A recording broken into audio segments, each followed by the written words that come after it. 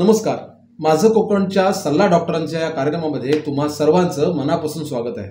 सल्ला डॉक्टरांचा या कार्यक्रमामध्ये आपण अनेक डॉक्टरांना भेटत असतो. त्या डॉक्टरांना समक्ष भेटून आपण त्यांची माहिती घेत असतो आणि मग त्यांच्याकडून आपल्या आरोग्यासाठी गुरुकिल्ली घेत असतो. आज आपल्यासोबत चिपळूणच्या लाईफ केअर हॉस्पिटलचे डॉक्टर हुझैफा खतीब आहेत. सर नमस्ते. माझं कोकण चॅनलमध्ये तुमचं मनापासून स्वागत आहे. थँक्यू. काय सांगाल, आतापर्यंत लाईफ केअर हॉस्पिटलमध्ये अनेक डॉक्टरांची एकंदरीत सायकल बघायला आपल्याला मिळते. तुमच्याकडे अशी काय स्पेशालिटी आहे आणि तुम्ही काय करणार आहात, एकदा तुमचं इंट्रोडक्शन दिलं तर फार बरं होईल. ओके. मी डॉक्टर हुझैफा इसाक खतीब, अस्थिरोगतज्ञ. आता माझं MBBS झालं कृष्णा मेडिकल कॉलेज कराडमधून आणि आपलं PG ऑर्थोपेडिक्समध्ये. पोस्ट ग्रॅज्युएशन झालं SMBT मेडिकल कॉलेज नाशिकमध्ये. त्याच्यानंतर मी इकडं आपल्या रत्नागिरी सिव्हिलला पण होतो. 1 वर्षभर तिकडं काम केलंय, प्रॅक्टिस अनुभव घेण्यासाठी आपल्या इकडच्या लोकांचं. आणि त्याच्यानंतर मी आता शेल्बी हॉस्पिटल जयपूर तिकडनं गुडघा आणि खुबा बदलीचं जे ऑपरेशन करतो त्याचं पण हे शिकणं करून आलेलो आहे. आता आपली स्पेशालिटी कशामध्ये म्हटली?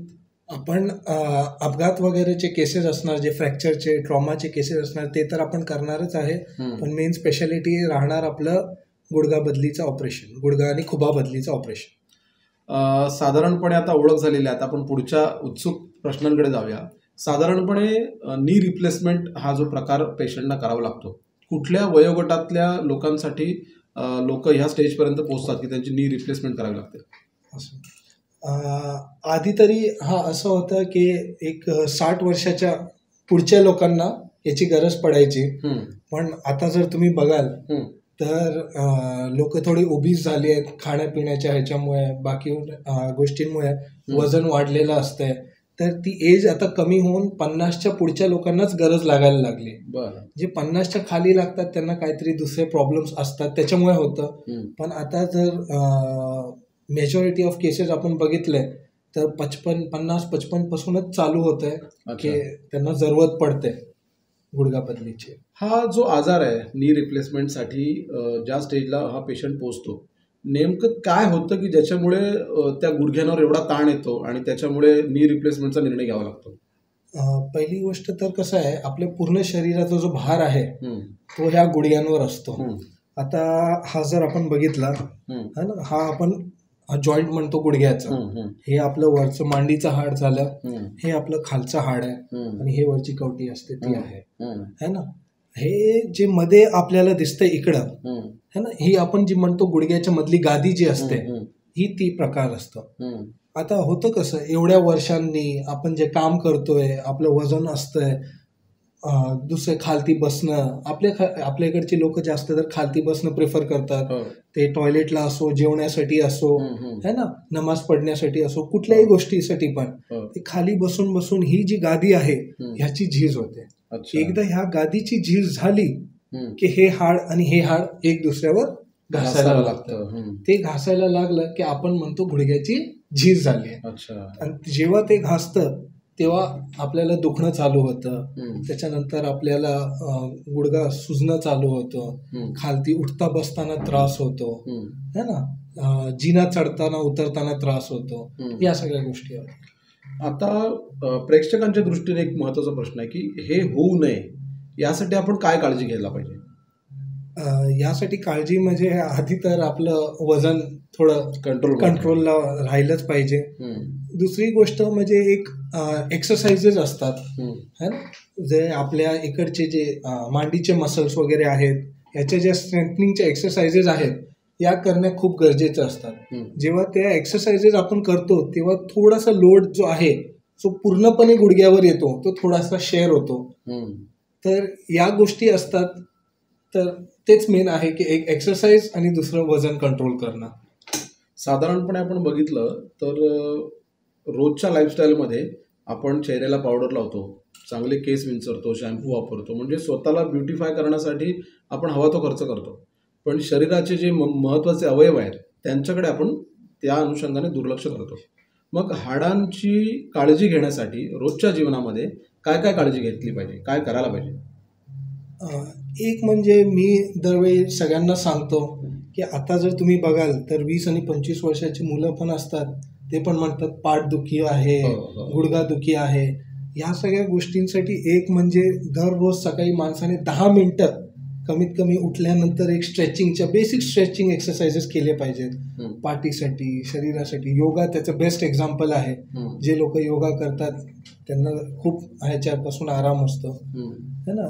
दुसरी गोष्ट म्हणजे इंडियन पॉप्युलेशनमध्ये व्हिटॅमिन D3 जे आपण म्हणतो है ना, जे बोन्सची स्ट्रेंथ मेंटेन करतो, त्याची खूप कमी आहे.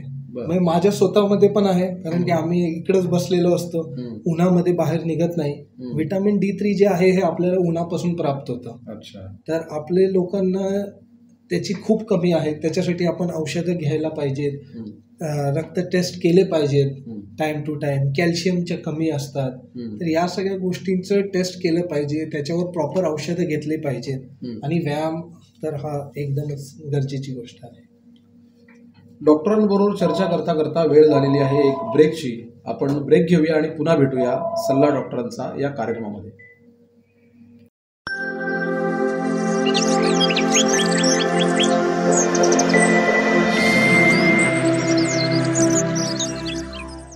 खेडमध्ये साकारलंय कोकणच्या वैभवशाली निसर्गाला साजेसं अलिशान साई रिसॉर्ट. सेलिब्रेशन असो व लग्न सराई, इथं होईल आपल्या अविस्मरणीय क्षणांची साठवण. हायटेक रूम्स सोबत कोकणी चवीचा स्वादिष्ट साज, पंचतारांकित क्लब हाऊस सह लुटा बोटिंगची मज्जा.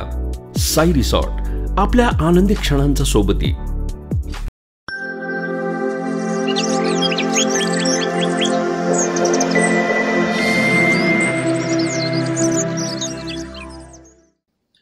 ब्रेक नंतर तुम्हा सर्वांचं पुन्हा एकदा स्वागत आहे माझं कोकणच्या सल्ला डॉक्टर या कार्यक्रमामध्ये. आपल्यासोबत चिपळूणच्या लाईफ केअर हॉस्पिटलचे डॉक्टर हुझैफा खतीब आहेत, जे ऑर्थोपेडिक सर्जन आहेत. नी रिप्लेसमेंटमध्ये त्यांनी मास्टरी केलेली आहे.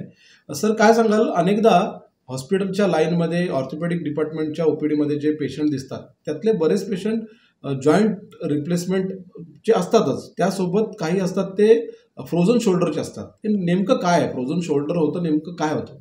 फ्रोझन शोल्डर हा प्रकार असा असतो की आपला हा जो जॉईंट आहे हा इकडचा, तर याच्यावरती एक कॅप्सूल असते है ना. हे जर तुम्ही इकडं बघितलं तर याच्यावरती एक इकडं कॅप्सूल असते. तर ती त्या पेशंट्समध्ये एकदम चिटकून जाते त्या जॉईंटला. ती चिटकून गेल्यामुळे आपलं जो हा मुवमेंट आहे हे पूर्णपणे रेस्ट्रिक्ट होऊन जातो. ते एकदा मुवमेंट रेस्ट्रिक्ट झालं की पेशंटला हात वर करताना, हात उचलताना पेन होतो. तर ते वेगवेगळ्या डिग्रीवर पेन राहू शकते. कोणाचं जर जस्ट चालू झालं असेल तर त्यांचं एवढापर्यंत जातो पण पेन राहतो. कोणाचं तर एकदमच उचलत नाही. म्हणजे पेशंट तर तुम्हाला सांगताना असं सांगणार की मला पाणी प्यायला पण त्रास होतो, मला केस विंचरायला पण त्रास होतो. तर एवढ्या प्रमाणामध्ये पण ते होतं. पण आता मी असं ऐकलेलं आहे की हा जो त्रास आहे तो 6 महिन्यापर्यंत राहतो का? फ्रोझन शोल्डरचा कसं असतं की आपल्याला एक म्हणजे जर डायबेटिक पेशंटमध्ये हा जास्त होतं. तर जर डायबेटिक पेशंट आहे तर त्यांचे डायबिटीज कंट्रोल करणं हा सगळ्यात इम्पॉर्टंट प्रकार होतो. दुसरी गोष्ट असते की कधी आपल्याला याच्यावर व्यायाम वगैरे करावा लागतो, जे आपण फिजिओथेरपी म्हणतो. हे ह्याच्यामध्ये खूप इम्पॉर्टंट रोल प्ले करतो. फ्रोझन शोल्डरमध्ये तुम्ही औषधं वगैरे घ्याल ते फक्त काय दुखणं थांबवणार आहे, पण जे तिकडे अकडून गेलेलं आहे जॉईंट त्याला फ्री करण्यासाठी आपल्याला फिजिओथेरपीच करावी लागते. आता जी फिजिओथेरपी करावी लागते ही प्रत्येक माणसाला वेगवेगळा टाइम लागू शकतो. कोणाचं झालं तर 15 दिवसात पण होतं, कोणाचं झालं तर 6 महिन्यात पण होतं. पण त्याच्यात इम्पॉर्टंट हे असतो की जे आपण फिजिओथेरपी देतोय, जे आपण औषधं देतोय, त्याचा रिझल्ट आपल्याला प्रोग्रेसिव्हली दिसला पाहिजे. की मुवमेंट जास्त जास्त वाढत चालली आहे, रेस्ट्रिक्शन कमी होतोय, ते इम्पॉर्टंट आहे. बाकी टाइम लागू शकतो त्याच्यामध्ये. प्रेक्षकांच्या वतीने पुढे प्रश्न विचारत असताना एक प्रश्न मनात येतो की नी रिप्लेसमेंट करावी लागणारा जी स्टेज आहे त्या स्टेजपर्यंत जाण्याच्या पूर्वी काय सिम्पटम्स असतात की माझा गुडघा दुखतोय, तर त्याची किती तीव्रता असते हे कसं कळतं? तर बेसिक जे आपल्याकडे पेशंट येतात ते तर हेच कंप्लेंट घेऊन येतात की गुडघादुखी आहे. तर गुडघादुखी हे आहे तर किती हदपर्यंत खराब झाला आहे गुडघा हे बघण्यासाठी तर आपण एक्सरे करून बघतो त्याच्यामध्ये. दुसरी गोष्ट म्हणजे गुडघा जर खालती पेशंट बसला आहे, टॉयलेटला बसला आहे, खुर्चीवर बसला आहे, त्याला उठताना त्रास होतो, काहीतरी सपोर्ट घेऊन उठावा लागतो, त्याच्यानंतर जिना चढताना त्रास होतो है ना, गुडघ्यामध्ये सूज येणे ना, या सगळ्या गोष्टी ज्या आहेत ह्याच्यात वरनं आपल्याला सिव्हिअरिटी कळतं की किती आजपर्यंत गुडघा खराब झाला आहे आणि त्याच्याच नंतर एक्सरे आपण करून बघतो की आपल्याला आता पुढे काय करावं लागेल आणि आपले जे ट्रीटमेंट जे आहे हे एक्सरेवर अवलंबून राहते की आपल्याला आता कुठला स्टेज आहे त्यांचं असं. पण साधारण गुडघ्याचा त्रास सुरू झाल्यानंतर अशी स्टेज असते का की त्या स्टेजपर्यंत आपण गोळ्या देऊन ते सगळं दुखणं बरं करू शकतो? जर एकदम स्टार्टिंगचं स्टेज आहे तर आपण गोळ्या तर द्यायला लागतो, पण मी जसं आधी पण सांगितलं की एक्सरसाइज इम्पॉर्टंट राहते. फक्त गोळ्या जे काम करतात की फक्त आपल्याला दुखणं थांबवणार आहे, पण जी झीज झालेली आहे गुडघ्याची ती बरी होत नाही. कशाच गोष्टीने कुठली औषधं अशी नाही की गुडघ्याची झीज बरी होते. आपण जे पेशंटला त्रास होतोय तो त्रास थांबवू शकतो आणि अजून पुढं झीज होण्यापासून वाचवू शकतो. तर आपल्याला तेव्हा ती काळजी घ्यावी लागते. आता दुसरी गोष्ट त्याच्यात अशी असते की आपण जर जास्त गुडघा खराब झाला आहे पण तेवढा नाही झाला की आपल्याला रिप्लेसमेंट लागणार आहे, तर एक ऑइल बेस्ड इंजेक्शन येतं, हॅल्युरॉनिक ॲसिडचं म्हणतो आपण, जे ते इंजेक्शन देऊन आपण तिकडं ते काय करतो, फक्त ही जी मोबिलिटी आहे है ना ह्याला थोडंसं एड करतो. म्हणजे जसं आपण मशीनमध्ये ग्रीस टाकल्यावर थोडं स्मूथली चालतो त्या प्रकारे ते इंजेक्शन देता येतं. आणि एकदम जर सिव्हिअर असेल तरच आपण रिप्लेसमेंटच्या ह्याच्यासाठी. एक प्रश्न अचानकपणे आठवलेला आहे की सध्या माणसाला कोणताही आजार झाला किंवा एखादं दुखणं सुरू झालं की तो यूट्यूबवर त्याच्या व्हिडिओ शोधायला सुरुवात करतो. त्याची उत्तरं डॉक्टरकडे न जाता त्या व्हिडिओवर काय त्याचे इलाज असतील, आयुर्वेद असतील, जे काय त्या व्हिडिओमध्ये दिसतील त्याचे प्रयत्न तो सुरू करतो. कितपत अवलंबून राहायला पाहिजे ह्या व्हिडिओजवर? आता गुडघ्याचं सांगायचं तर असं आहे की आता लोक बघतात, आता तुम्ही पण बघितलं असतील टी व्हीवर पण ॲड येतात, हे येतात, मसाजचे ऑइल येतात है ना, हे खूप कॉमन आहे. तेल लावल्यानंतर धूर वगैरे येताना दिसतो, त्यानंतर ते मसाज करतात, बरं होतं. पण ॲक्च्युली असं होतं की जेव्हा आपण मसाज वगैरे करतो तेव्हा कधी कधी काय होतं, जे ऑस्टिओफाइट्स आम्ही म्हणतो, ऑस्टिओफाइट्स म्हणजे काय असतं, हाडांचे जे लूज बॉडीज असतात ते तिकडे अजून जास्त फॉर्म होतात. त्याच्यामुळे एक्स्ट्रा ते फॉर्म होतात, म्हणजे ते हाडाला चिपकून नसतात पण ते बोनमध्ये पण फॉर्म होतात, ते तिकडे स्प्रेड होतात आणि ते अजून दुसऱ्यांना त्रास होतो त्याच्यामुळे. तर या सगळ्या गोष्टी लोकांनी अवॉइड केलं पाहिजे. एकदा डॉक्टरचा सल्ला तर घेतलाच पाहिजे की काय प्रकारे पुढे गेलं पाहिजे, काय नाही, आणि प्रॉपर ट्रीटमेंट घेतलं हेच बेटर राहतं.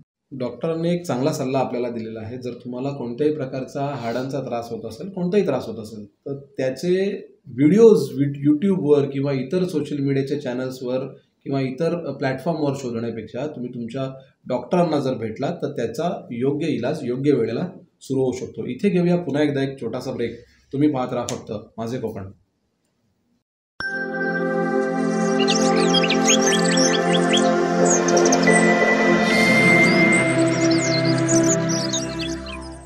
खेडमध्ये साकारलंय कोकणच्या वैभवशाली निसर्गाला साजेसं अलिशान साई रिसॉर्ट. सेलिब्रेशन असो व लग्न सराई, इथं होईल आपल्या अविस्मरणीय क्षणांची साठवण. हायटेक रूम्स सोबत कोकणी चवीचा स्वादिष्ट साज, पंचतारांकित क्लब हाऊस सह लुटा बोटिंगची मज्जा. साई रिसॉर्ट, आपल्या आनंदी क्षणांचा सोबती.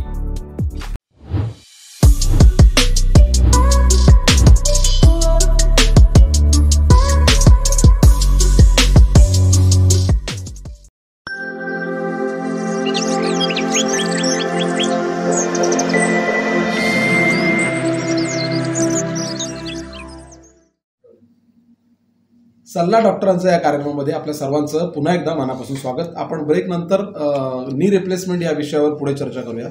सर, नी रिप्लेसमेंट ची वेळ जर एखाद्यावर आली तर ती प्रोसेस किती दिवसांची असते, किती दिवस हॉस्पिटलाइज व्हायला लागतं आणि काय असते प्रोसिजर जरा, आणि त्या नी रिप्लेसमेंटचे ज्या प्रकार असतात ते काय असतात जरा सविस्तर सांगा. एक म्हणजे आपलं जे नी रिप्लेसमेंटचं असतं ते इम्प्लांट आपण म्हणतो, ते असतो एक इंडियन मेड असतो आणि एक जो आपण इम्पोर्टेड म्हणतो. आता इंडियन मेड जो इम्प्लांट असतो तो पैशाने तर कमी असतो, पैसे कमी लागतात त्याला, पण त्याची लाईफ पण तेवढीच असते. त्याची लाईफ म्हटली तर 10 ते 15 वर्ष, डिपेंडिंग ऑन द पेशंटचं यूज कसं असतं, पेशंट किती हे करतोय, किती स्ट्रेस देतोय, त्याच्यावर डिपेंड करतं. जे इम्पोर्टेड इम्प्लांट असते त्याची कॉस्ट थोडी जास्त असते, ऑलमोस्ट डबल पकडली तरी चालेल, पण त्याची जी लाईफ असते ते 20 ते 25 वर्ष चालते. तर म्हणजे एक 60 वर्षाचं जर माणसाचं आपल्याला रिप्लेसमेंट करायचं आहे तर तुम्ही पकडाल की 20 ते 25 वर्षाचं टाकलं तर ते लाईफ टाईम, त्यांच्या लाईफ टाईमसाठी आपण एक म्हणतो की होऊन जातं. आणि जे क्वालिटी ऑफ इम्प्लांट असते, जे नंतर प्रॉब्लेम्स येऊ शकतात काय असतं, ते पण इम्पोर्टेड इम्प्लांट्समध्ये बेटर असते. जे इम्पोर्टेड इम्प्लांट्स असतात ते आपले या तर कॉपर क्रोमियम एलॉयचे असतात किंवा आपलं टायटेनियमचे असतात, त्याच्यामुळे त्याच्यावर MRI वगैरे पण करता येतो, त्याला काही इश्यू येत नाही. असं आहे. त्यानंतर जे हॉस्पिटलायझेशन असतं हे आपलं जर एक गुडघ्याचं आपण करतोय तर आपलं 3 दिवसाचं ऍडमिट ऑपरेशन नंतरचं आणि 1 दिवस आधी, म्हणजे टोटली 4 दिवसाचा स्टे राहतो. आणि जी आपली रिकव्हरी त्याच्यात असते, तर आपलं आज जर ऑपरेशन केलंय तर आपण उद्यापासून पेशंटला चालवायला चालू करतो. तर उद्यापासून चालवायला चालू करतो. त्यांची फिजिओथेरपी वगैरे प्रॉपर झाली पाहिजे, त्याची काळजी घ्यावी लागते. आणि विदिन अ मंथ पेशंट जसं नॉर्मल आहे तसं प्रॉपर चालायला लागतो. नॉर्मलपेक्षा बेटर, कारण की पेशंटला त्रास असतो, तो थोडं प्रॉब्लेमॅटिकच चालत असतं, तर ते बेटर होऊन जातं. 1-1.5 महिन्यानंतर पेशंट बाईक वगैरे, कार वगैरे सगळं चालवू शकतो. काही साधारणपणे ना सर, की पेशंटच्या मनामध्ये, लोकांच्या मनामध्ये एक निगेटिव्हिटी असते की नी रिप्लेसमेंट म्हटल्यानंतर माझं आता आयुष्य संपलं, मी आता पुढे काही करू शकत नाही. तर ते काय आहे नेमकं, काय असते ही भीती, का असते? ॲक्च्युली आधीच्या लोकांनी असं हे केलंय की बाबा नी रिप्लेसमेंट, बघा रिस्क प्रत्येक गोष्टीमध्ये आहे ना. तुम्ही गाडी चालवली तरी त्याच्यात पण रिस्क आहे, तर तशीच नी रिप्लेसमेंटला पण छोटी रिस्क असते. आपण तिकडं हाड कापतोय, म्हणजे कुठेतरी रक्ताची गुठळी जाऊन हार्टमध्ये किंवा लंग्समध्ये, आपण जे DVT म्हणतो, ते होण्याचं चान्स असतं, इन्फेक्शनचं चान्स असतो, या गोष्टी असतात. पण त्याचा जो अमाऊंट आहे तो खूप कमी आहे. रिस्क ही प्रत्येक गोष्टीमध्ये आहेच, पण त्याचा अमाऊंट खूप कमी आहे. आता या गोष्टीसाठी काय आहे, लोक जर कोणाला 55च्या एजला जर रिप्लेसमेंटची ॲक्च्युली गरज आहे, पण ते ह्या सगळ्या गोष्टीला घाबरून ते टाळत जाणार, ते त्रास वाढत जातो, गुडघा थोडा खराब होतो आणि रिझल्ट तेवढे चांगले नाही येणार, कारण की तुम्ही अजून त्याला खराब करत गेला. तर ह्या गोष्टी घाबरण्याचं काय कारण नसते. जेवढी एक नॉर्मल रिस्क नॉर्मल ऑपरेशनमध्ये असते तशीच ह्याच्यामध्ये पण असते, अशी वेगळी काही नसते. आणि आपले रिझल्ट्स वगैरे, आत्ताची टेक्नॉलॉजी अशी आहे की रिझल्ट्स वगैरे नी रिप्लेसमेंटचे एकदम एक्सिलेंट आहेत, काहीच प्रॉब्लेम येत नाही. सर, जाता एक प्रश्न, तुम्ही आता चिपळूणला प्रॅक्टिसला येण्यापूर्वी असं सांगितलं की रत्नागिरीच्या सिव्हिल हॉस्पिटलमध्ये प्रॅक्टिस केलेली आहे, जयपूरच्या मोठ्या हॉस्पिटलमध्ये तुम्ही प्रॅक्टिस केलेली आहे. आतापर्यंत ॲज अ असिस्टंट म्हणून तुम्ही किती डॉक्टरांसोबत आणि किती ऑपरेशन्सला असिस्ट केलेलं आहे? आता माझं PG कंप्लीट झाल्यानंतरची गोष्ट सांगतो, कारण की PG तर आम्ही शिकतच होतो. तर सिव्हिलला जे होतो ते आम्ही ॲज अ कन्सल्टंटच होतो. तर आमच्या वरती असं कोण नव्हतं, आम्ही 3 जण होतो. आम्ही तिघेच सगळे सर्जरीज वगैरे तिकडं करायचो. आणि रत्नागिरी सिव्हिल म्हटल्यावर तिकडं पेशंटचा लोड तर जास्त असतो, खूपच आहे.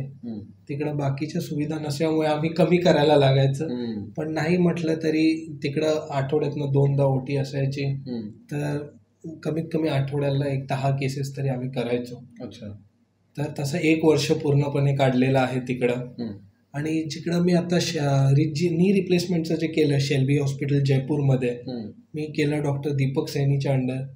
आत्ता त्यांचं म्हटलं तर आत्ता एशियामध्ये सगळ्यात जास्त सिंगल सर्जन जर कोण ऑपरेट करतोय तर ते आहेत. त्यांचं म्हणजे हे आहे, रेकॉर्ड आहे की त्यांनी एका दिवसात 28 नी रिप्लेसमेंट सर्जरीज केलेले आहेत. आणि मी जेव्हा तिकडं होतो मे महिन्यामध्ये, मे म्हणजे कसं सुट्टीचा टाइम असतो, सगळ्यांच्या सुट्ट्या असतात, तर ते आपल्या आई वडिलांना तिकडं घेऊन येतात. तर तेव्हा एका महिन्यात आम्ही 250 नी रिप्लेसमेंट सर्जरीज केले. बर.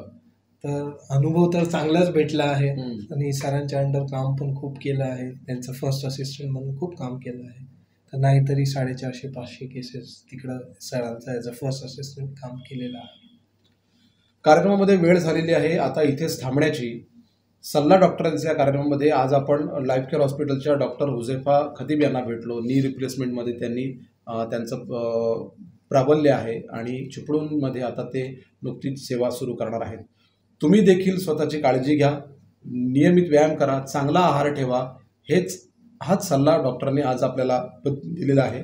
हा सल्ला घेऊन आपलं जीवन सुखकर करूया. इथेच थांबूया. तुम्ही पाहत राहा फक्त माझे कोकण. सल्ला डॉक्टरांच्या कार्यक्रमामध्ये आपण आता थांबण्याची वेळ झालेली आहे. व्हिडिओ जर्नलिस्ट स्नेहा दळवेसह महेंद्र कासेकर, माझे कोकण, चिपळूण.